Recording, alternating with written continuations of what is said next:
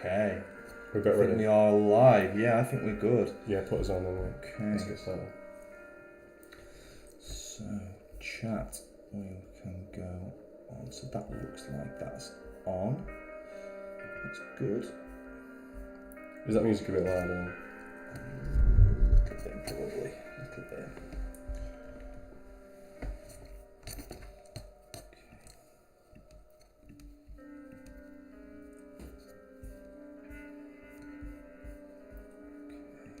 That. Okay, and the browser. Browser's fine. So it looks like it just pops it out separately now. Yeah, that's right. Okay. It'll come good. I don't know what's happening with that. Okay. Are we live? We're live. Oh, we're live. Yeah, All right. We're live. We're live. Couple of boomers, or at least one boomer. Do you know what? I'm getting more and more boomer by the day. Man, here we are. Here we are again. An Eldritch encounter. An Eldritch liaison. encounter. Yes. That's the alliteration I was looking for. That's the one. Yeah, brilliant. Eldritch encounter. So, welcome back, lads. Today we are discussing all things Lovecraft. We've got a new blend review. We're doing some smoke screen, as we call it, which is our movie reviews. Bro, can I just see the Sure. screens? Yeah, brilliant. So okay. So we're going in. Welcome back, by the way. In case I didn't say that, we're going in with the blend review. So we're going with Cornell and Deal's Mad Fiddler Flake. So this is part of the Lovecraftian. Yeah, just in case. There you go. That's the one. This is part of the old one's Lovecraftian inspired line. So fans of the Lovecraft mythos will recognise the reference. And we're both crazy mad. Yeah, we're both into it. Why have we just lost the spooky music? We're both crazy mad Lovecraft fans. And again, Harry being the purveyor of culture and me being somewhat of a dullard, I've been leaning on Harry to get me red pilled on Lovecraft. That's not true across the board, by the way. Just in some cases, there is an exchange. So we got a thing going with Lovecraft now. Yeah. And I've gone right down that wormhole. So we thought, well, yes, we'll go for the Mad Fiddler. We're going to get that packed. So that's packed in. Yeah. What if I just sniff your beer? Please do. That sounds really weird, but that's okay. That smells rich. We've also got a Durham Brewery Temptation. So at the moment, we're on a fast. Yeah, it's the Dormition fast, which is a relatively short one. It's 2 weeks, but it's it's to do with the in the Western terminology, it's the Assumption of Mary. Right. But in the Eastern terminology, we call it the Dormition, which is the falling asleep. Yeah. And the ascension into heaven. Correct. So that's what we're fasting for currently. So we are off the hard liquor for at least the weekdays. Yeah. And in the obviously have wine and stuff during the weekend. Yeah. But yeah. So to get back to the topic, we're reviewing the Mad Fiddler Flake. And we're going to talk about a Lovecraftian-inspired film. So this was, again, as with everything lately, we sort of arranged this last minute. So I watched this. I finished it last night. I think you finished it the night before, maybe. Yeah, the night before. Yeah. We are going to talk about John Carpenter's In the Mouth of Madness, which is a play on the title At the Mountains of Madness, which is one of the favoured works of Lovecraft. Oh, that's what I was talking about. So to go back to Mad Fiddler Flake, fans of the mythos will remember that as a reference to the music of Eric Zahn, where the narrator, the main character, he moves into this block of flats. Right. He hears some kind of eerie but beautiful music. And he gets acquainted with the guy on the floor above, and he's a fiddle. Well, he's actually a viola player. Yeah. Is there a difference in a viola and a violin and a fiddle? Yeah, it's all of the kind of the same family. So Yeah. the only one that isn't is the double bass, which is from the viol family. Oh. Because they've got a slopey shoulder. Right. What about cello? Cello is violoncello. Right. So that's short cello for short, and that is from the violin. So the full name is violoncello. Violoncello. Okay. Yeah, there you go. Cello. Cello. Is it Harry? What strings you're looking for? So yeah, that. But yeah, they're all kind of the same family. So, Right. So fiddler, you can kind of get away with calling some player a fiddler.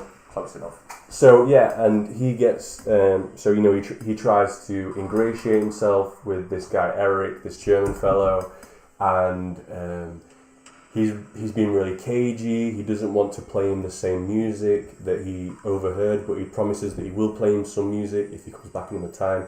But the curiosity gets the better of the narrator, and he kind of sneaks on the guy as he's playing the eerie music, and he sees that outside the window, where before he saw the kind of factory and the lights of the city, he just sees this black abyss. Yeah. And it's implied that this guy Eric Zahn is playing the music as a way of staving off the abyss, the demons, or in another interpretation, maybe the abyss of his own mind, his own madness, because that's a very Lovecraftian theme, madness and insanity. They'll kind of go a bit crazy towards the end. Exactly, and this is going to be a common theme, and another common theme is going to be that towards the end of the story, when the narrator is talking about the block of flats and the neighborhood that he moved into, nobody's heard of it. Right. So like Hobbs End.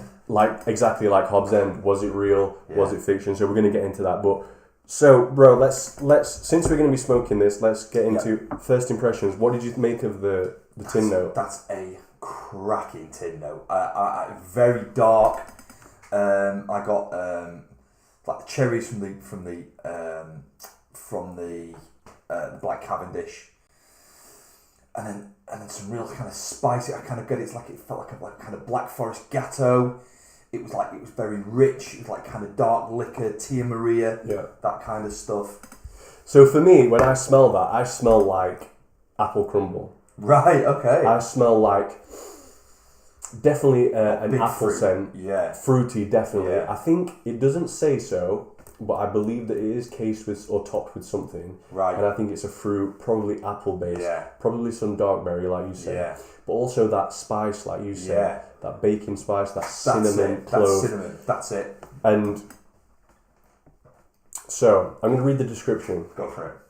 The eerie, otherworldly sound of a violin breaches the walls of your rooms. As the mad fiddler reaches his crescendo, embers take to your leaf, setting your mixture of Virginia, Castori, Perique, and Black Cavendish ablaze in the darkness. Oh. So we've got Virginia. I believe it's the red Virginias that Cornell and Deal are famous for. Good. Yeah. We've got the Perique. We all know about Perique. We've got the Black Cavendish. We're all familiar with Black Cavendish. Now, Castori. Yeah. What's the QRD on that? Right, so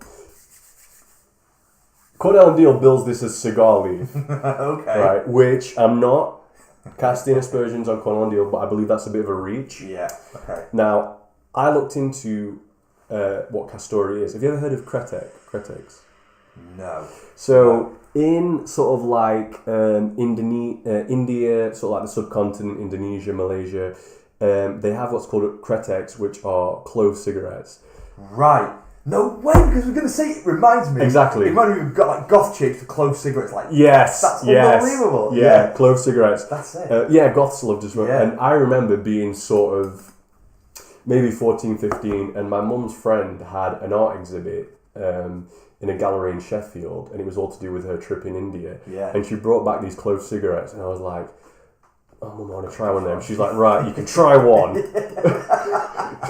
So I remember we took one because they were laid out, and we got back to, no, it was Nottingham. We got back to the train station, and she's like, lit it up for me. There you go. Yeah. And so that was like my first kind of like sneaky little with Kretek. But, so this is what they're billing as cigar leaf. I have not found any instance of this being used in actual cigar. I think it's a bit of a stretch, but they are using it in this Kretek. Apparently it's very low quality kind of for cigar purposes anyway. It breaks. But it's got this really unique clovey, spicy kind of taste. And I think you're going to find that it really comes through when you smoke this. Yeah. So we've got Beard, Kennesean. Hey fellas, I'm excited to hear your thoughts on the fiddler. Working through my first team, very. Well, that's fortuitous. That is, yeah. Because it's. I've smoked 2 or 3 bowls of this. It's going to be Dion's first. Yeah.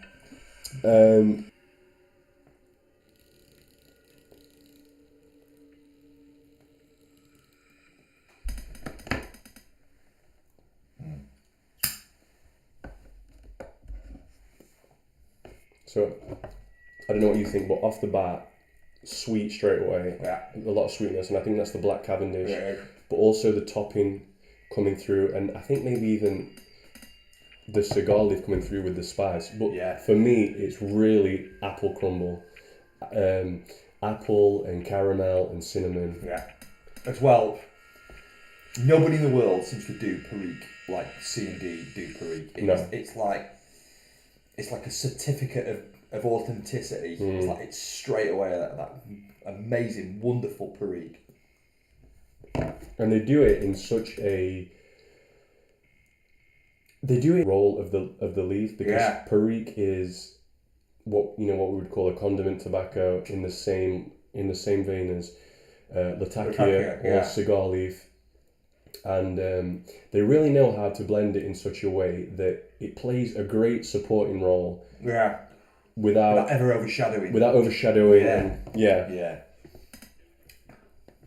By the way, lads, you'll notice that we're back in the dining room of old. I've had to move out of the garage because we've had a bit of rain and there's a leak in the roof. We've got some funny looking fish, guys. Yeah.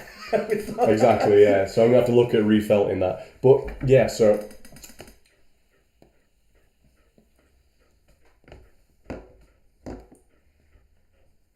That is a delightful blend. And that Black Cavendish really sets it apart.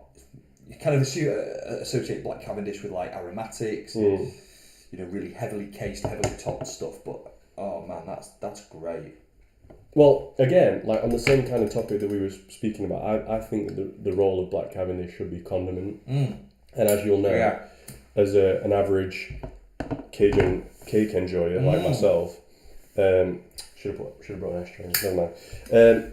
That plays a great role in that, because you've got the sweet red Virginias, you've got the fruity and spicy Perique, and then that Black Cavendish just cooling things down and providing that caramel, the sweetness, to allow the funk and spiciness of the Perique to do its thing without being off-putting, I would say. Yeah, too much. Yeah. So this is a developer, in my opinion, as all Punel and deals are. So I think what we should do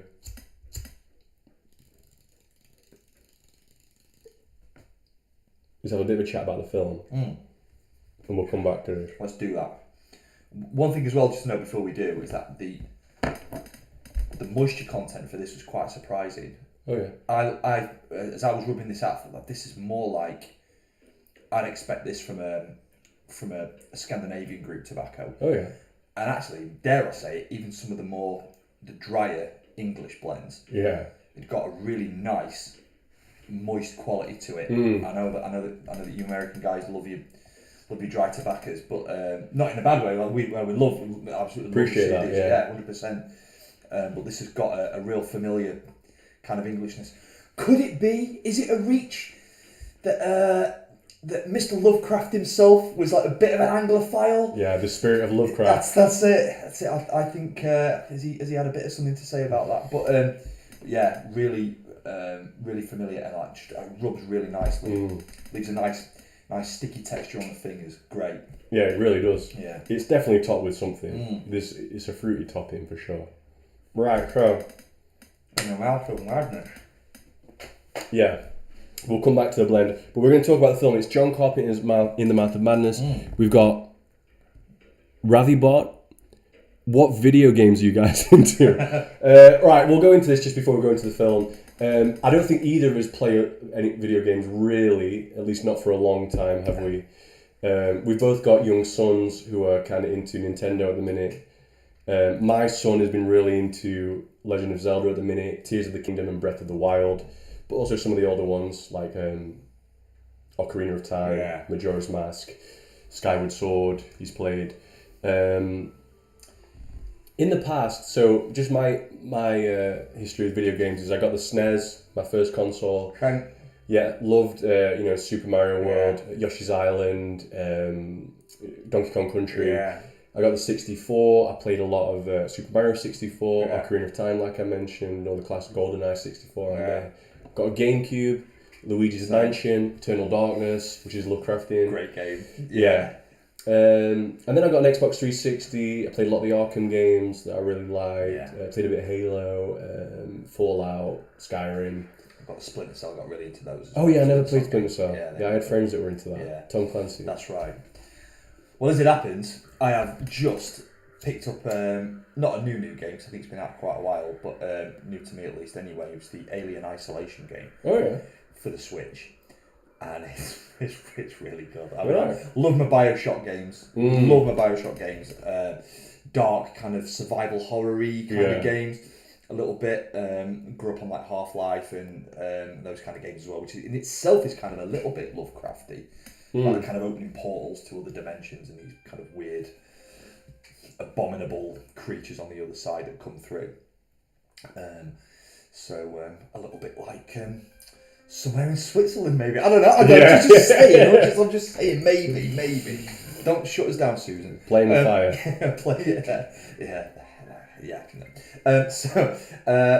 But I've just picked up Alien Isolation, and it's set just after, or maybe maybe a decade after the events of the first Alien film, and it's got that thing about what made the Alien film so good, like tense and nervy and edgy.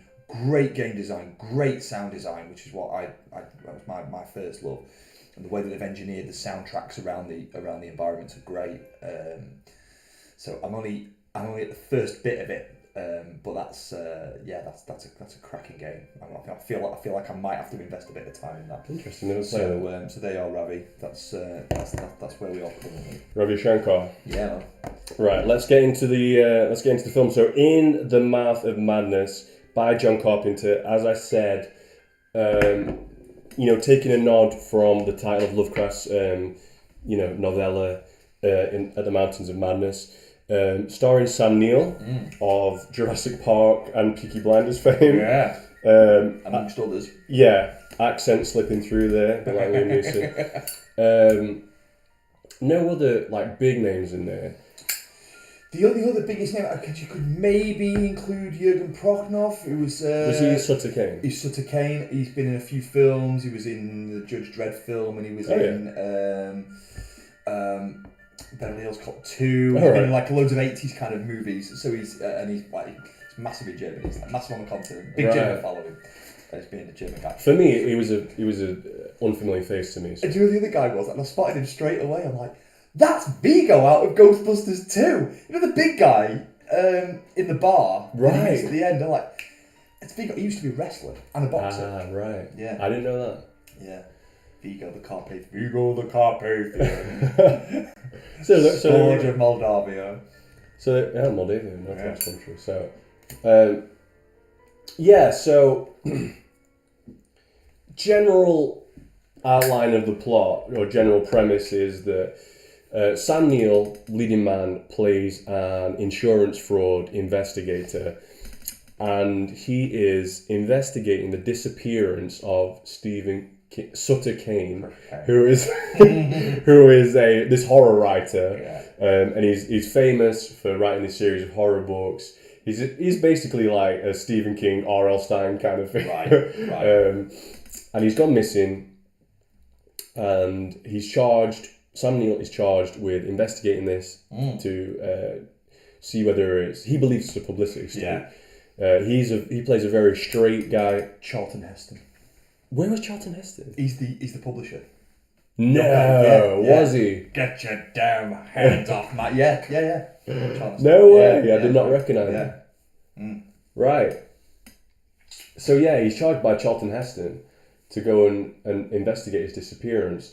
And then he gets a bit of a smoke show sidekick to go along with him, and things get crazy. They sure did. So something that I noticed at the start is at the start you're seeing the mass printing of the latest Sutter Kane. Sutter Kane is the novelist, the newest Sutter Kane book, In the Mouth of Madness, and sort of like the final shot of the factory line that we see before we see the title card, In the Mouth of Madness. It's this kind of machinery kind of like chomping like this, and to me it looked like the mouth of like this eldritch being, and that looked like we were entering this mechanical mouth of madness. You see the title card, In the Mouth of Madness, so it's like telling the viewer, you are entering this world, you are entering the mouth of madness, you're about to endure this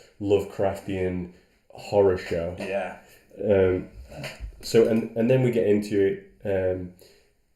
Sam Neill kind of establishes his chops as an insurance investigator, and then he gets charged with the task of finding the guy, and that's when things start to get weird. So what were your impressions?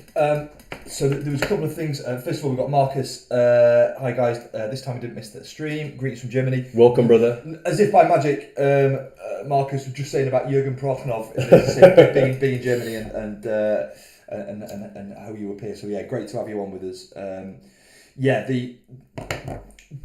So the whole film itself is kind of laced with these really heavy Lovecraft references. The stuff to kind of maps, the way that the maps kind of piece together, and the story evolves over time. That it starts off being a little bit weird, and kind of it's like you pull a thread with a Lovecraft story, and it gets weirder and weirder and weirder and weirder. The more you pull, the more weird it gets. That's interesting that you said that, because the first thing.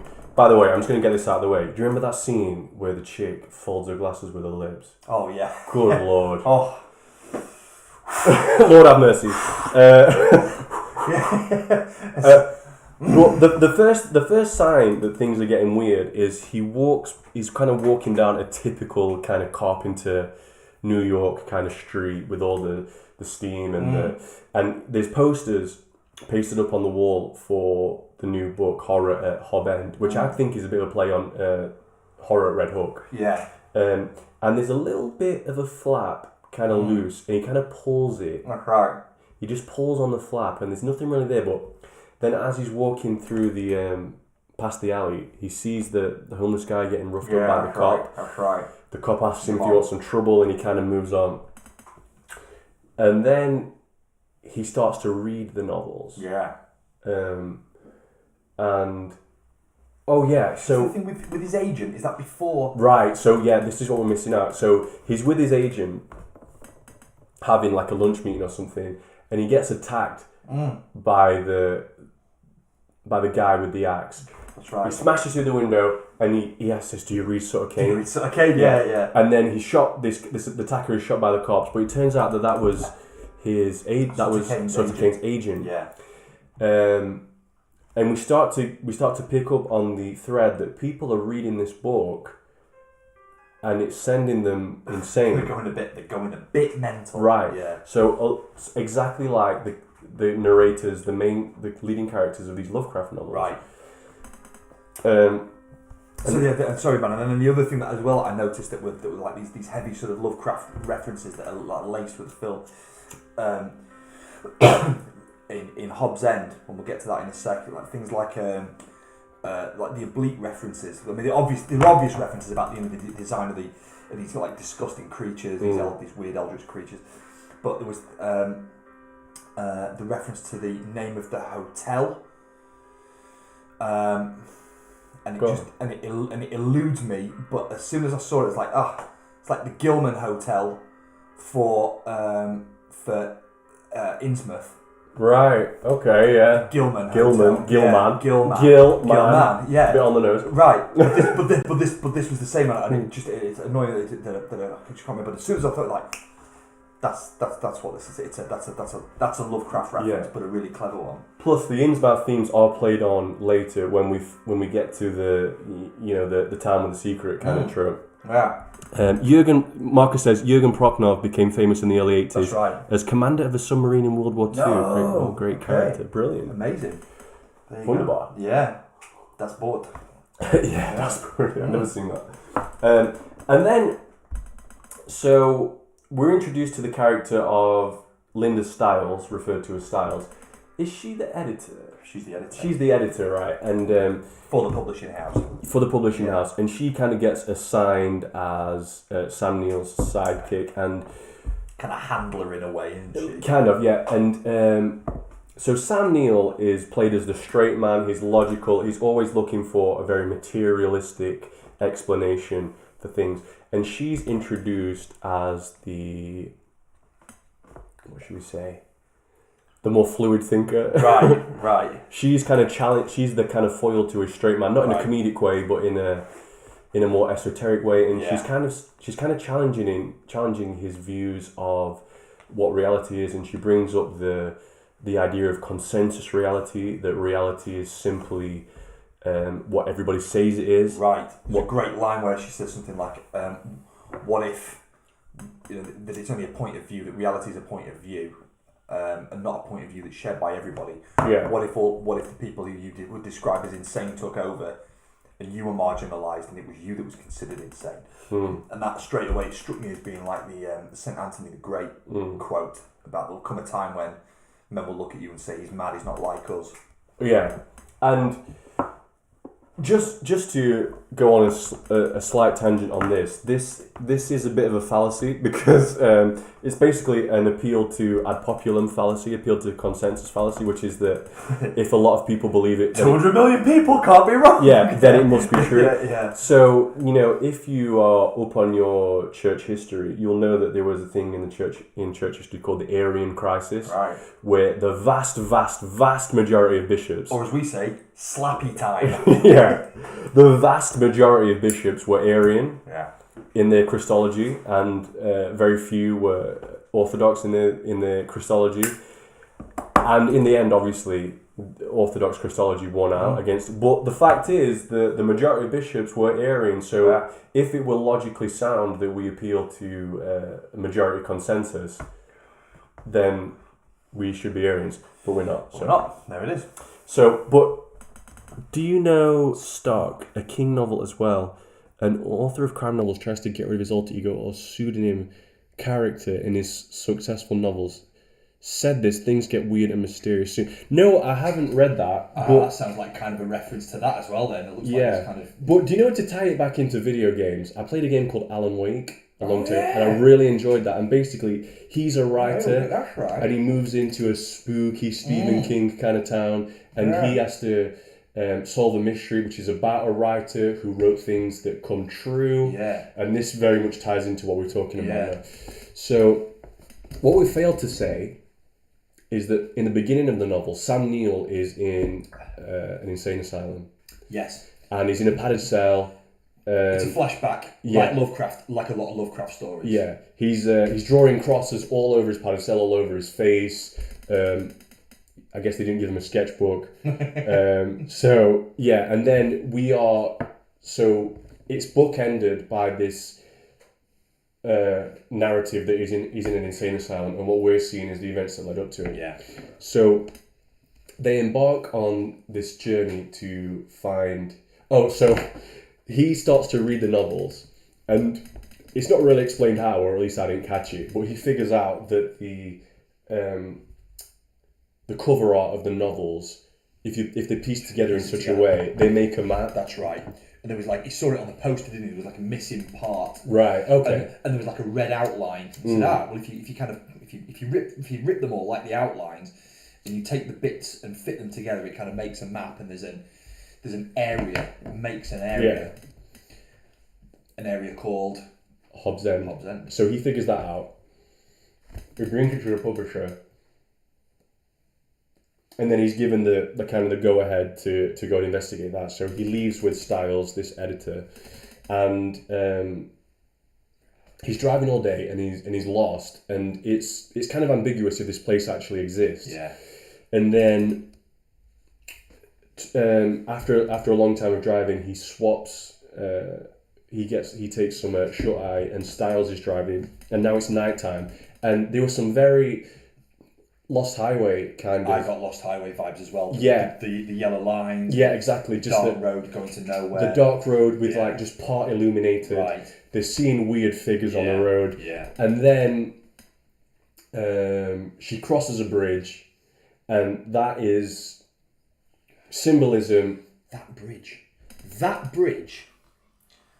Beetlejuice. Beetlejuice, yes, it's the Beetlejuice bridge. Yes, the Beetlejuice bridge, and it's in something else as well, which might have been one of the. It might have been Sleepy Hollow, but it was another film. I thought, I know that. Lawless. It's been a while since I've seen that. Yeah, but again, where bro, it's so weird that you said that because it's the Beetlejuice bridge where they fall. Yeah, right, where they fall off. And the dog drops. Yes, off the cart. it's the Beetlejuice bridge, 100%. I thought the exact same thing. But whenever you cross a bridge in a film, in a story, you cross over water, you've made some kind of transition into another world. Literally. Yeah. It's symbolism for you have now crossed into another world. And it goes from pitch black to daylight. Yeah. And they're in this sleep. And by the way, when they figure out the map, there's like, oh, that's New England. So New England is Lovecraft country. Lovecraft, yeah. That's where Lovecraft sets his stories. Rhode Island, New England. Yeah. So that's where they are now, and it goes from pitch black to stark daylight. That's right. It's a sleepy town. Nobody around. Yeah. Literally nobody around. Nobody around. Completely dead. Except for a bunch of kids that are in around that Styles can see, but Sam Neill can't. Hayden Christensen, he's in it. No. Darth Vader. Is he one of the kids? He's one of the kids. Yeah, no the big way. boy. Yeah. You know that smack's going down if Darth Vader's your paperboy, right? Something's not right here. And so they check in at this sleepy Lovecraft hotel. Old woman running the place, and Styles is looking back, double taking on this painting, which is changing in between. Yeah. So that's another kind of like Lovecraftian thing. It reminded me of playing Eternal Darkness. Yes. When the sanity starts to drop and paintings are changing, busts are moving, and so they get to the room, and there's a little bit of sexual tension built up. He's only human. Yeah. And they start to notice that elements of Hobbs' End are reflective of the novel. Right. And in particular, they start to talk about the Black Church. Right. Which they describe as a Byzantine-style church. It is. But it's an Orthodox church. So, it's Melkite. Really? So I took a look at this. Yeah. So it's which is essentially Orthodox. They're Eastern tradition. Rite. Yeah. It's Eastern Rite, but it's and so that Eastern iconography and all the all the kind of the trappings and the pomp and the vestments are all identical. There's liturgical. The liturgics are almost exactly the same, but obviously there are jurisdictional differences. They're in communion with Rome, yeah. Rome. So correct. They are. So Marcus said, just noticed H.P. Lovecraft's Necronomicon. Yeah. Thank you, brother. Thank you for noticing that. I put that up as room decoration. Yeah. Thank you for noticing that, brother. I appreciate that. By the way, just checking in. Are you noticing that cretek, that castoreal leaf coming through? Yeah, very much so. And that stewed fruit. Yeah. That dark fruit stuff is really hitting in now. For me, that castoreal leaf, it's herbal and grassy. Not in a Virginia grassy way. No. But in a herbal. I want to say it's herbal. And I kind of get little bits of almost like Last Third getting down to the back end of a cigar kind of vibe. Last Third vibe. Yeah, it's not entirely un-cigar-like. No. But it's also not really cigar leaf. No, it's not cigar leaf. But yeah, so and both of them, both Styles and Sam Neill have started to kind of, because both of them have read the book. Yeah. Or read bits of the book. They're both starting to see stuff, aren't they? Get weird visions, weird faces. Sam Neill had a thing with the homeless guy getting whacked up. And he's seeing that in his dreams. Yeah. Anyway, they go to explore the church, and as they go to explore the church, weird townsfolk show up. They've got the Innsmouth look. Yeah. Not exactly fishy, but they're starting to look a bit demonic. And then Doberman show up as if to guard the church, and they're they chase from the church, Like Omen vibes. Yeah, very Omen vibes. And the church itself it's a gorgeous church. It's an Eastern church. It's got the cupolas. It's in the middle of nowhere. It's in Montreal, apparently. Montreal, is that right? Yeah. So it's got this very kind of like... very traditional looking. Yeah, very traditional. If you painted a picture in your mind of what an Eastern Orthodox church would look like, that's it. That's pretty much it, isn't it? That's it, and there's nothing around it. It's kind of on flat ground. There's nothing around it, and it's just this on steps. Yeah, and it looks so incongruous with the small town America vibe. Yeah. So it just kind of looks out of place. But there's the gorgeous mosaic of Christ, and there's also like below him there's Saint Michael. Right, fighting with the devil. Yeah, and he's spearing the devil. But Styles, she kind of points this out as she kind of mentions a duality kind of thing, which I think is going to come into play later. She mentions like the duality of good versus evil. Yeah. And didn't you get as well, there's a chapter in Eternal Darkness where it's a young novice. Yeah. And there's a monastic order, heresy. There's a monastic heresy, exclamation mark. And there's a monastic order, and he goes in, it's something like Dalian or something like that, his name, I think, if I remember rightly. And so like Dalian notices the church, there are no crosses. And he notices like something's off. Like, yes, it's a church, like, yes, beautiful architecture and, it's a Gothic church, right? Gothic church. But it's something's off, something's out of kilter. And I got that straight away, like, that's and obviously like, maybe it was more of that they'd kind of cherry-picked that when they were making Eternal Darkness. They saw that as being a bit of a Lovecraft reference. But that thing about the church gone bad, hiding place. Exactly. So yeah, definitely. So the church, because and they sort of reading from the novel, and it's mentioned that the church itself is kind of like it's somehow built on evil ground. Yeah. So as an Orthodox Christian myself, I didn't love that this Eastern church was being used as for that purpose. Yeah. But whatever. Anyway, so they run from the church. The Innsmouth people have showed up. The dogs have showed up. Yeah. They retreat. They go back to the hotel.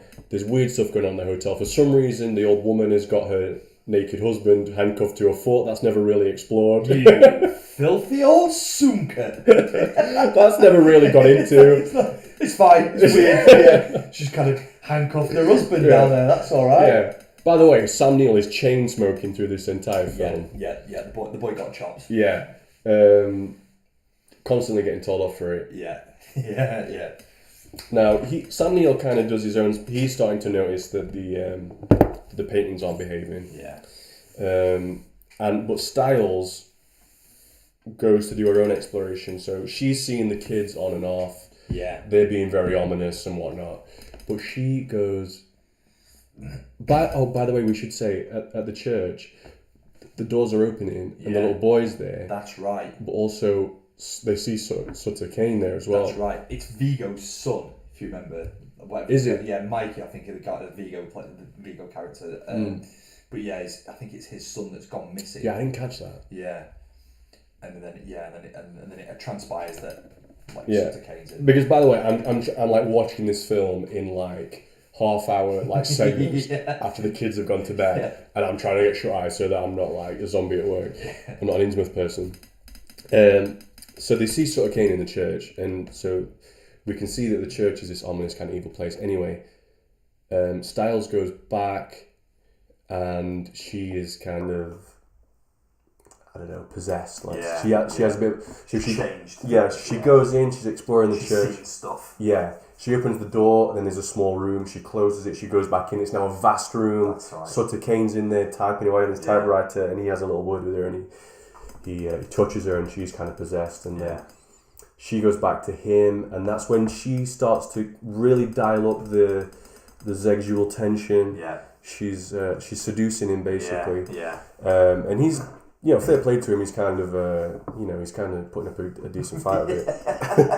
Ambivalent. Yeah, but eventually, to really cut to the chase, he meets up with Sutter Kane himself. Yeah. So Marcus says, "Isn't there a mysterious man riding on a bike On that, yes, on the Lonely Road. Right. Yeah, he looks like he looks a bit like Doc from Back to the Future. Right, he's got the hair, and he looks very much like Jigsaw from the Saw. Yeah, really like stiff spine, kind of right in the back. Yeah, and they hit him actually. That's he rolls over the windscreen and then he gets up and he's probably fine. Yeah, he's fine. Fine. Incidentally, don't ever tell anybody. No need to report that. Yeah, that was a good jump scare. Well done, Marcus. Well remembered. So basically, a lot of weird stuff happened, and then Sam Neill gets his own audience with Sutter. Yeah. Now, this is where it's kind of up to here. That's it. Get it out. Things get a little weird. It's like, what's that, Harry? The Earth is what? I'm starting to notice. I'm noticing. So, see, what about frogs? This is where the film takes a very Gnostic kind of turn, and Gnosticism is a kind of it's something that shows up in a lot of Hollywood movies, and I wasn't expecting to see it in this. However, but essentially, Sutter Kane reveals to Sam Neill that Sam Neill is in fact a fictional character in his novel. Yeah. He is a character in Horror at Hobbs End. Yeah. And there's a great scene where he kind of merges into a door, he kind of rips open his own face. That's right, yeah. And the other side of the tear is it's script. It's the page of the book. That's right. So we're breaking through the fourth wall. We're breaking through the narrative divide. He is a fictional character in a film. So just to take, you look much better with that modern hat. It's a beauty. Thank you, bro. So just to go into Gnosticism is a kind of belief system. It's not like a formalized organized religion, but it was kind of a belief system that was around in the early days of the church, and it probably has its roots in pre-Christian. Idea is that there is a creator deity who is the good guy in the story, let's say, and in the act of creation he splinters up into these many parts, and these individual splinters of the divine spark are trapped in materiality, which is a subdivision of creation created by the demiurge, who is either characterized as malevolent or blind and stupid. Yeah. And he's created the world that we live in, the material world. But Sophia, wisdom, the goddess of wisdom, she is somehow tricked, or in some versions convinced, the demiurge. Put also a little bit of wisdom in there, so that these sparks of the divinity that are in us can get a chance to break out of the material prison and merge back with the original good guy creator God. It's like essentially bad, basically. Materiality bad. It's very Manichaean, and it's our job as these little sparks of divinity encased in this evil flesh and in evil prison realm to get back, and we're being guarded by these archons, which are the prison wardens of the realm. So we can see that. I'm going to take this really warm. I'm going to take this. Jürgen Prochnow, Sutter Kane, he's taking this role as the demiurge of this realm that Sam Neill is now finding himself in. And Styles, who was originally wearing sort of grey suits, after a possession, she's sort of wearing these white suits. Oh, good spot, yeah. And so I believe that she became took on the role of the because there's a spot just before he kind of tries to escape where she's actually reading from the script. That's right. She's bestowing on him the gnosis, because gnosis is Greek for knowledge. Yeah. So, in the Gnostic thought, knowledge is what's needed to get us out of the Yeah, bad that'll realm. do it. Yeah, we just need more knowledge. That's it. It's Come just on, something that we stupid. don't know. Come on, dummy. Yeah. So, now just a critique. In case this was spooking you out and you're thinking, well, what if I'm a character in a novel and I didn't know about it? So he says, Sutter Kane says something to him, and he says, "I think, therefore you are." Yeah. So this is a reference to the Cartesian Right. Descartes, the cogito. That's right. Cogito ergo sum. Yeah, exactly. Yeah. I think, therefore I am. So Descartes wanted to say, what if I strip away everything, all my 100% sure of, Yeah. and he run this thought experiment. What if this malevolent demon is messing with my senses, Yeah. and all my sensory input is false? And we've seen this kind of rehashed in the modern days. Yeah. What if we're in a simulation? Right. What if you're a brain in a What if you're jar? in the Matrix? Yeah. What if you're in the jar?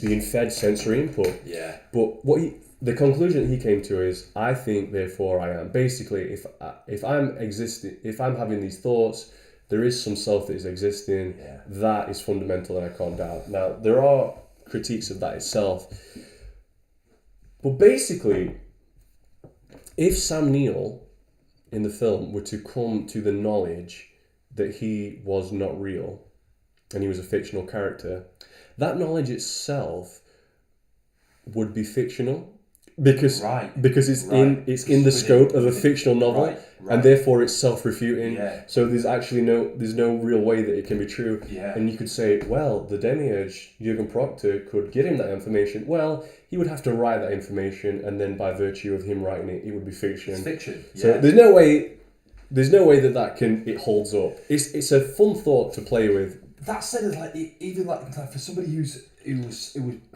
so on point with absurdity, as was Lovecraft.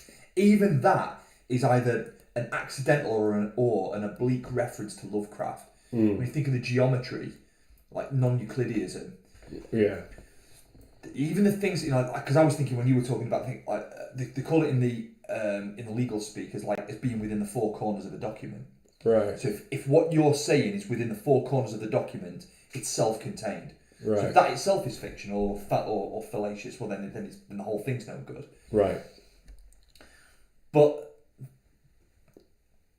Lovecraft was kind of a thing like four corners doesn't necessarily have to add up to 90 degrees. Right. Yeah. That was his thing, wasn't it? It was about because it's not in 3 dimensions; it's in 4 dimensions or 5 dimensions that he's bending these concepts of space and time, and that was taken on a lot with the 40K stuff, all the stuff in the warp. They go to places where like the geometry doesn't add up and it feels wrong and it looks wrong, and it sends them out. It sends the soldiers who are normally like superhuman soldiers are like fish out of water. Yeah, and that really reminds me of the scene when the Norwegian sailors crash on Raleigh. Yes. And they're exploring Raleigh. Yes. And nothing's adding up. Yeah. Like they feel like they've been walking up this like one passage for like an hour, and then they turn around and it's like a couple of meters long, and stuff like that, and just impossible vistas.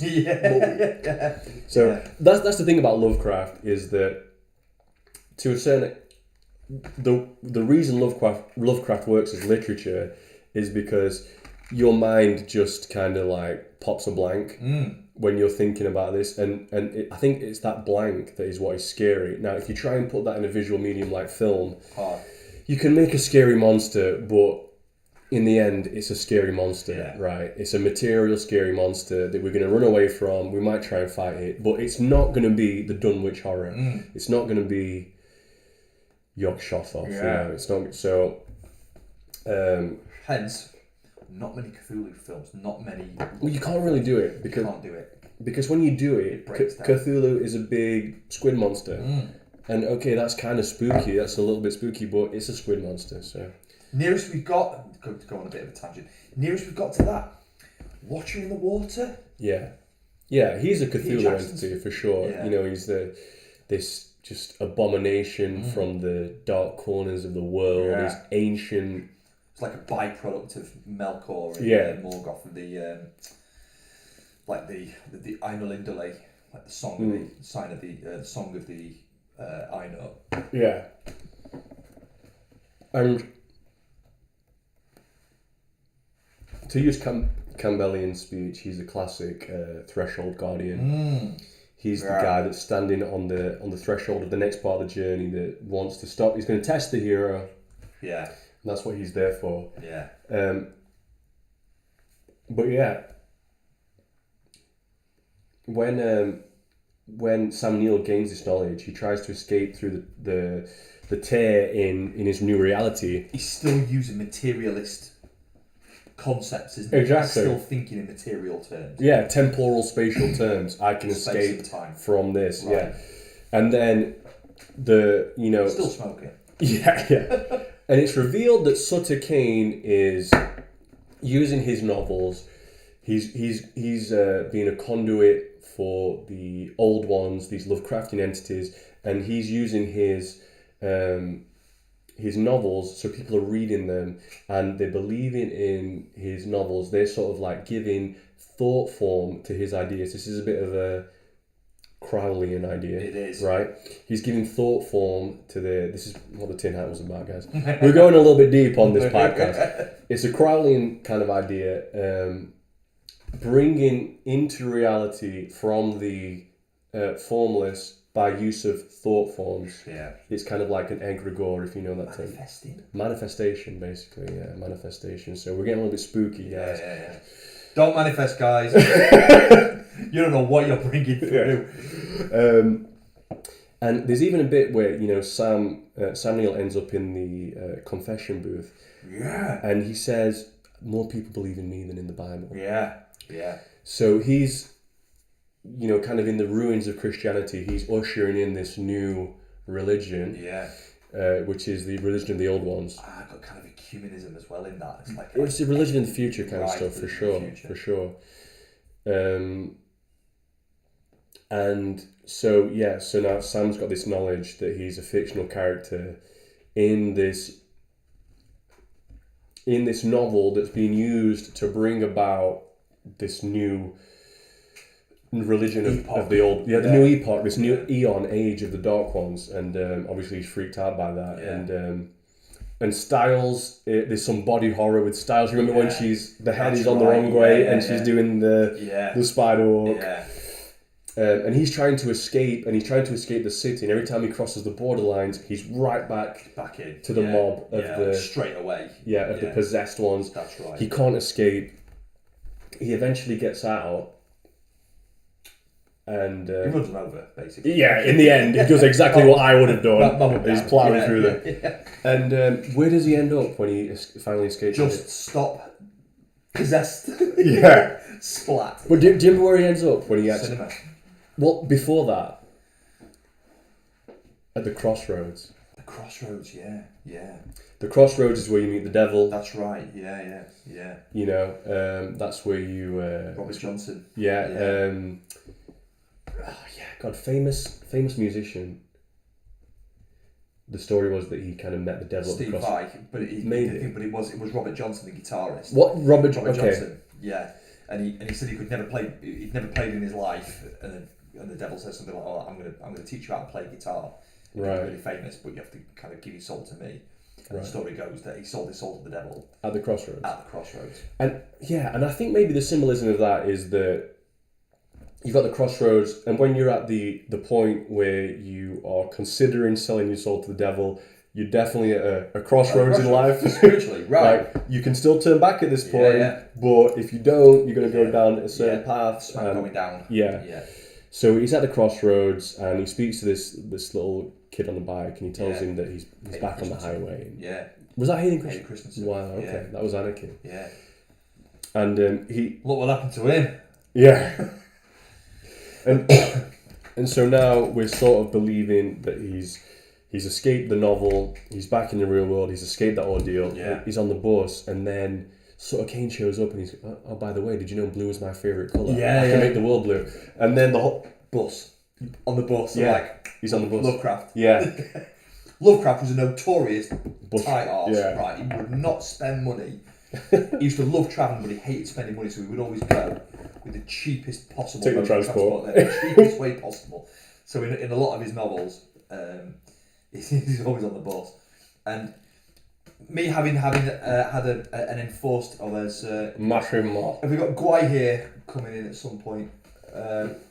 Anyway, yeah, me having spent a bit of time with an enforced. Right, let's do mine in that. Yeah, let's get rid of that. An enforced bit of time on the buses. It definitely attracts some characters. Certainly, yeah. The transport definitely. And there definitely is some stuff about like the boundary between realms. There's definitely some of that stuff going on. Yeah, like the moving from one realm to another, definitely. Yeah. So yeah, then Jürgen Prochnow shows up and he's like, he's there to remind him, I'm still in control. Yeah. I can make the world blue. And then it flashes and everyone on the bus is wearing blue. Everything's blue. There's a blue filter, and he's like, and he freaks out. He's screaming, and he goes to the editor, and he gets sent the manuscript of the novel itself. Yeah. And he goes to the editor and he's like, I couldn't find Sutter Kane, but I've got the manuscript.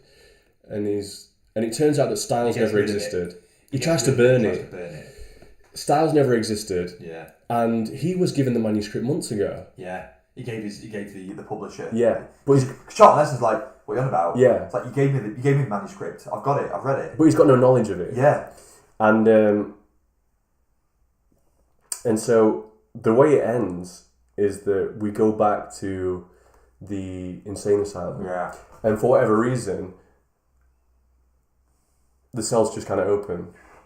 It's all, I think, like at that point, like things are starting to break down, aren't they? Outside. Society's breaking down. Society's breaking down, and it's like you can hear this absolute carnage outside. Yeah. So he's able to escape, and he's kind of walking down the street. Everything's trashed, and he walks past a cinema. And he sees the poster for horror. That's right. The film adaptation of horror at Hob End. Him in John Carpenter's horror at Hobbs End. Yeah, so he walks in, helps himself to some popcorn. He sits down in the theatre to watch the film, and he is watching the very film that we've just watched. Yeah. And he starts to laugh uncontrollably, which turns into tears. Yeah. And then the film ends. So we're seeing a meta narrative, and we're left to wonder: were we viewing reality at any point in that film, or were we switching between movie adaptation to novel? Is he just insane by this point? Yeah. But what it reminded me of is Plato's allegory of the cave, where so just like Plato sort of like allegorized the average kind of normie, let's say, is like a person chained inside of a cave, and there's a fire behind him, and all he sees is kind of shadows of people and animals and things coming by, and he believes that the shadows are real until one day one of the people is able to break free of their chains, and they go outside and the sun blinds them, but they get accustomed to the sun, and they see real people and trees and animals and food and whatnot, and water moving around, and then he tries to go back to his former friends in there and say, look, these shadows aren't actually the real thing. There's a real thing out there. There's a real source, and they're like, that sounds ridiculous. You're ridiculous. Shut up, conspiracy. Yeah, exactly. Yeah. Put the tinfoil hat on. And they can't be convinced. Yeah. But so it's like the cinema is, there's this light at the back of you, and you're just kind of watching light flicker on the wall. It's dark. It's kind of like he's back in the cave, but he's seen the sunlight, but he's back in the cave. He kind of knows the truth of things, but he's got to resign himself to this fiction or something like. That's kind of what I took from it. I don't know if there's other interpretations. There's a couple of other interpretations that are not necessarily interpretations, but other references, and I think things that might have referenced it since. So there's a film called Barbarian Sound Studio that I haven't seen it. I've got it on DVD, and we'll have a watch of that as well at some point.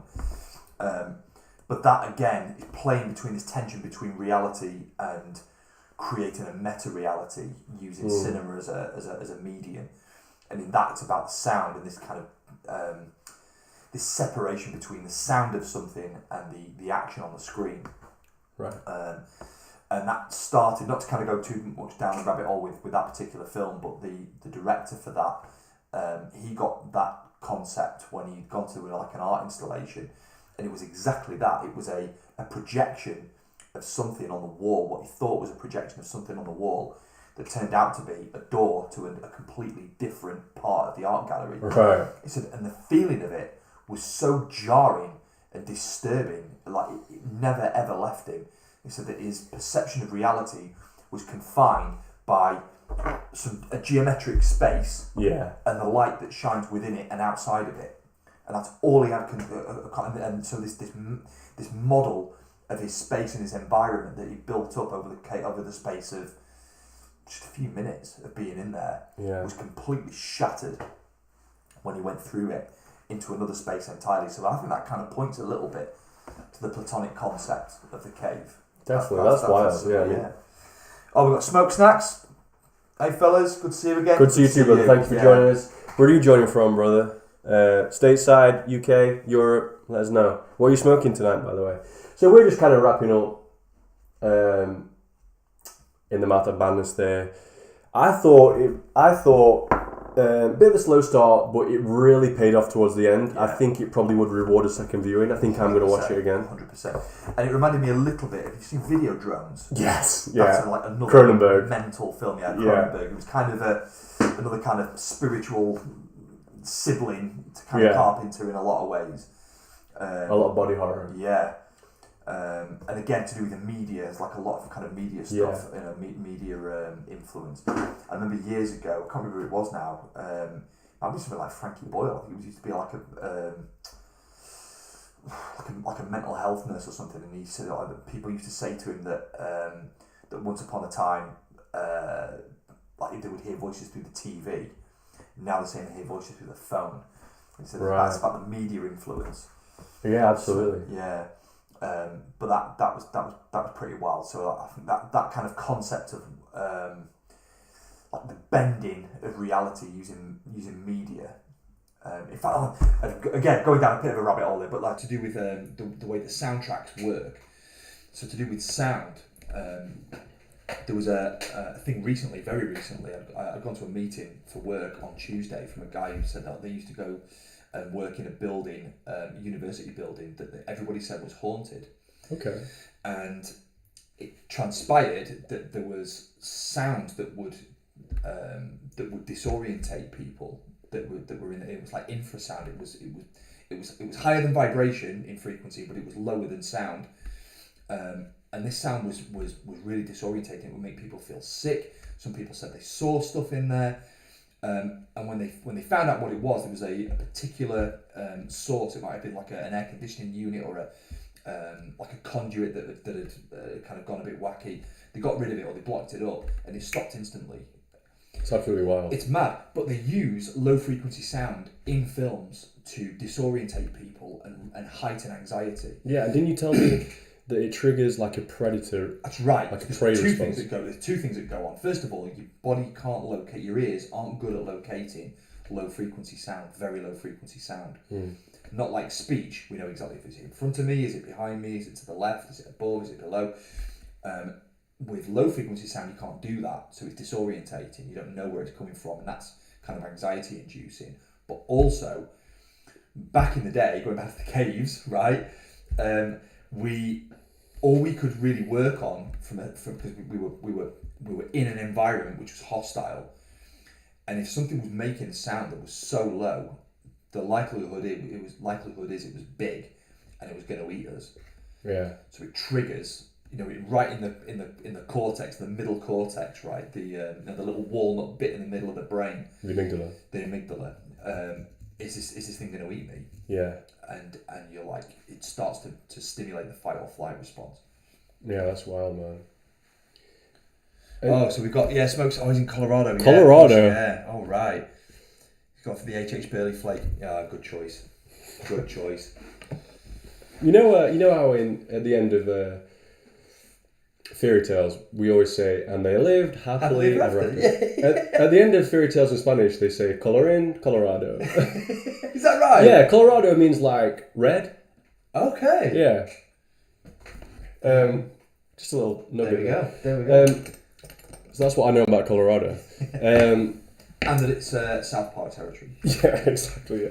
But to go back to soundtrack, and just to make a point about the effect that soundtrack has on your viewing experience, and this might seem a bit asinine, particularly in light of your well thought out point, but go on YouTube and search Friends or search Big Bang Theory without laugh track, and just watch it and just see the effect that the absence of the laugh track actually has on you. It's really unnerving. Yeah. So definitely the sound design has a massive effect on the viewing experience for sure. But yeah, great film. Like I said, it really flew under the radar because we said before we started up, like we're both big Lovecraft fans. We're both kind of Sam Neill fans. Like we've seen loads of stuff with him. And Carpenter fans. And both Carpenter fans. And yet this has completely passed us by. Yeah. Well, this is a great little gem. Marcus said, never noticed or even thought about low frequency sounds. Yeah, you check it out. Next time you're in the cinema, especially with cinemas because they've got really good rigs, really well engineered spaces. The way that they use low frequency sound is hot, man. It's really good. Yeah, and I think if you've seen any of Ari Aster's films, Midsommar and Hereditary, he makes a lot of use of that in the sound design, definitely.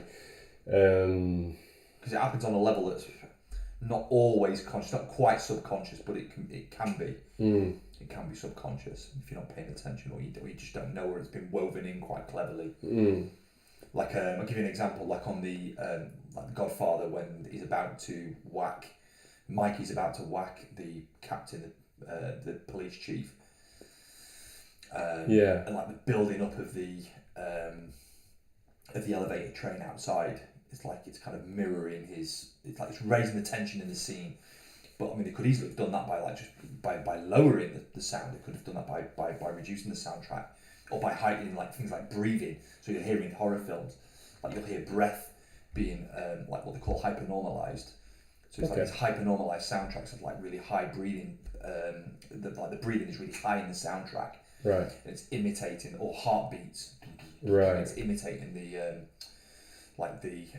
point of audition. That's what I describe it as. The not the point of view, but the point of audition. So what the person is hearing or what the person is feeling in that situation, and it happens on a level that's below kind of point of view stuff. That's interesting, and I just want to make a slightly tangential point, and you might be able to speak to this as a sound guy, but I really noticed this when I was watching and listening to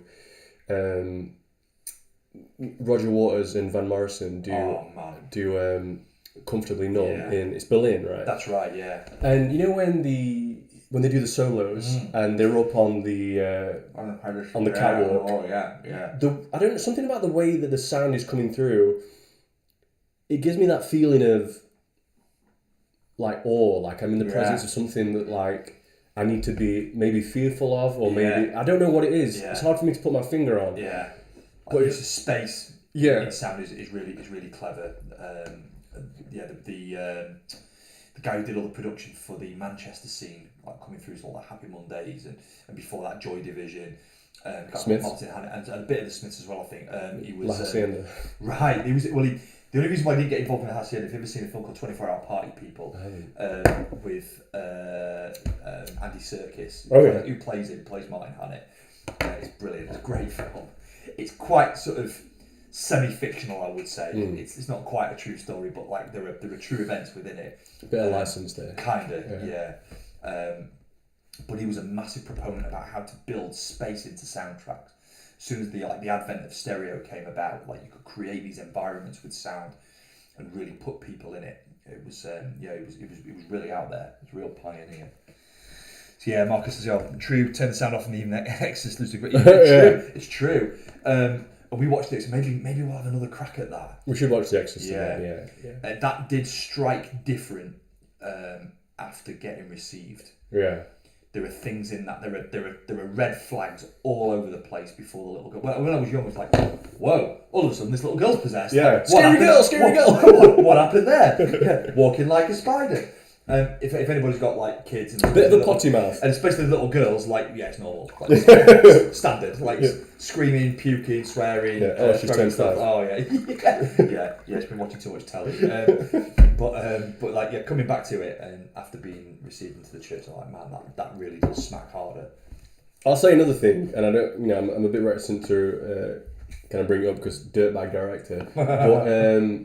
Rosemary's Baby, that's another one that if you go back to watch that sort of like as a Christian, that's a horrifying film. Yeah, man, that's rough. Horrible. That's rough. So, In the Mouth of Madness, and as a companion, how's that smoke doing for you? What are you getting on the last burns? How far through are you? Halfway? I'm a little over halfway, and what I think now is that the castor leaf is taking the prominent role. Calves have settled down, haven't they? Black calves. It's a lot less sweet. Yeah. And it's bitter and herbal. Not in an unpleasant way. No, it's good. But it's bitter and herbal. Reminds me a little bit of the Navy rolls and the spun stuff. Oh, yeah. Perique, yeah, a little bit. That perique's starting to come through a little bit more now, I think. Perique is there. Yeah. Giving a bit of spice, but... Imagine I'm further down now. Yeah. I'm right into C&D perique territory. Yeah. Last third. The main player for me now is the Castori, the Kretek cigar leaf is doing its thing. Right, great. And the companion drink that I've had tonight, that this Temptation Russian Stout, is absolutely outstanding. Yeah, really, really, really good. Packs a punch, but also very, very, very smooth, very creamy. Durham Brewery is not one I'm particularly familiar with, although I did have a couple while I was out there in Durham. Oh, did you? And it is pretty good. They've got a good selection. I think I had the same Cuthberts, obviously. But yeah, that's a cracking beer. Spenny. Yeah, I bet. Not cheap, but no, 10 ABV. Yeah. So that's great. That's basically like beer wine, isn't it? Yeah, essentially, yeah. Imperial Russian Stout. Yeah. Style exported to Imperial Russia in the 18th century. Oily coffee, licorice, and chocolate flavors. Yeah. I believe they've got their own well too, Durham Brewery. Right. Which I always appreciate in a brewer. But like I said to you, I'm getting less and less able to handle beer as I get older. That'll do for me. Yeah. Distilled spirits, I can be fine. All day long, twice on a Sunday. Exactly, yeah. And wine, also fine. Yeah. But with the beer, although I enjoy it, I love like a stout or a porter. But yeah, just not on a work night. Yeah, that's good. So, In the Mouth of Madness. So then maybe we can take a look at some other. If we're going down the horror route. Maybe The Exorcist's not a bad shout. Maybe Barbarian Sound Studio as well. I'd definitely like to watch that because I've heard good things about that. Yeah, so that's maybe a next one for the smoke screen. Yeah, more smoke screen to come. If you've enjoyed this, guys, I think I've enjoyed this talk. Great, yeah, really good. Yeah, it's cool. Great film. Like if anybody that's kind of thinking about getting any Carpenter fans, take a look at it if you've not seen it already. Yeah, great film. Lovecraft fans will love it. Body horror fans will love it. I thought when Styles goes spider mode, I was really unnerved by that. The way that her head's on the wrong way, the way that the body's contorted. I thought it was great. Yeah. It was really unnerving. Strong Exorcist vibes on that as well, like the white. Yeah, exactly. White like the pristine white garments. Yeah, like Reagan. In The Exorcist. So man, I think that kind of brings us there, doesn't it? So I think so. So look, we'll kind of tie it off. Thanks for joining us. Should we just mention probably what we're gonna end up with, which is the show? Yeah. Yeah. I think a couple of hours in the freezer would do good for that. Yeah. So that's the thing. So a porter is better when it's drunk at room temperature. But these are, because of pewter, these are great because they conduct the cold really well. Yeah. So these are great for like if I forget this in the freezer like 5-10 minutes, it's absolutely icy. Yeah, and you got me this, and this is from Sheffield. That's right. Yeah. Yeah, it's from Sheffield Pewter. Yeah. So they're great. It's local made and it's lovely. Good stuff. Yeah, pebbled, dimpled. Marcus, you mentioned Rosemary's Baby. In the movie Rosemary's Baby, she wears the same dress as Princess Kate wore. Whoa. That's weird. Spicy. Yeah, very spicy. Oh, I like that. I'll have to have another look back at that, Marcus. Mm. Oh, interesting. Yeah, definitely. So, yeah, I mean, we've been thinking about doing more like film talks for a while, and this has been enjoyable, and it tied in with the Lovecraft theme with the blend, which has been another great little enjoyment. So, I think we'd like to do it again. Maybe we'll have to do Savinelli's for the Bavarian Sound Studio. So some Italian. Giallo. Yeah. And a bottle of, I don't know, bottle of Italian red. Yeah. We'll have some limoncellos. Yeah, yeah. So smokes afterwards. We've got a couple of Charter Oaks tonight. So Charter Oaks, we'll go still down the dark route. Yeah. Dark Connecticut wrapper. That broadleaf Connecticut. And for the money, man, these are cracking. They're absolutely great for the money.